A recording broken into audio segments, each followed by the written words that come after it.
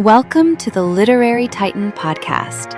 In every episode, we dive into a book we've just read and share our thoughts, from best-selling authors to rising literary stars. We read it. Now let's talk about it. Bad Americans, Part 2 by Tejas Desai is a sprawling novel in stories set during the summer of 2020 after New York's COVID lockdown, when billionaire dating app magnate Olive Mixer gathers 12 Americans at his Hamptons estate for an experiment in romance, confession, competition, and moral exposure. Each night, a guest tells a story.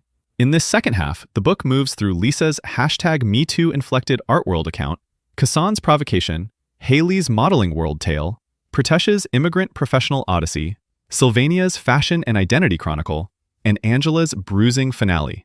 All while the frame narrative tightens around accusation, loyalty, illness, desire, and the question of who gets believed. I admired the book most when it refused to let any character become a clean emblem. Desai is writing about America as a loud room where everyone has a grievance, a wound, a blind spot, and a microphone. The result can be abrasive, but productively so. The frame narrative has the nervous electricity of a reality show filmed inside a moral philosophy seminar. People flirt, sulk, posture, accuse, console, and revise themselves in public. I found that messy social weather more compelling than any single plot turn. The book understands that discourse isn't abstract. It happens over food, sex, money, race, fear, vanity, and the old human need to be the injured party. The novel's appetite is almost gargantuan. It wants to absorb pandemic politics, gender conflict, race, class, immigration, celebrity, sexual harm, art, fashion, social media, tech money, and literary history all at once. Still, I would rather read a book that risks excess than one polished into anesthesia. Desai's best scenes have a jagged vitality. They make the reader sit in contradiction instead of offering the soft chair of easy judgment.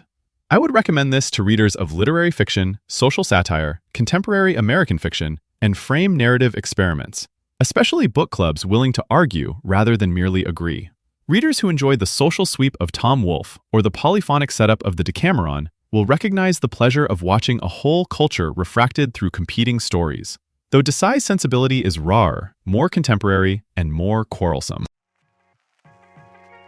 Thanks for joining us on the Literary Titan podcast. If today's review sparked your interest, be sure to pick up a copy of the book and experience it for yourself. If you enjoyed the episode, don't forget to subscribe, leave a rating, or share it with a fellow book lover. Until next time, keep reading, not just to escape, but to grow.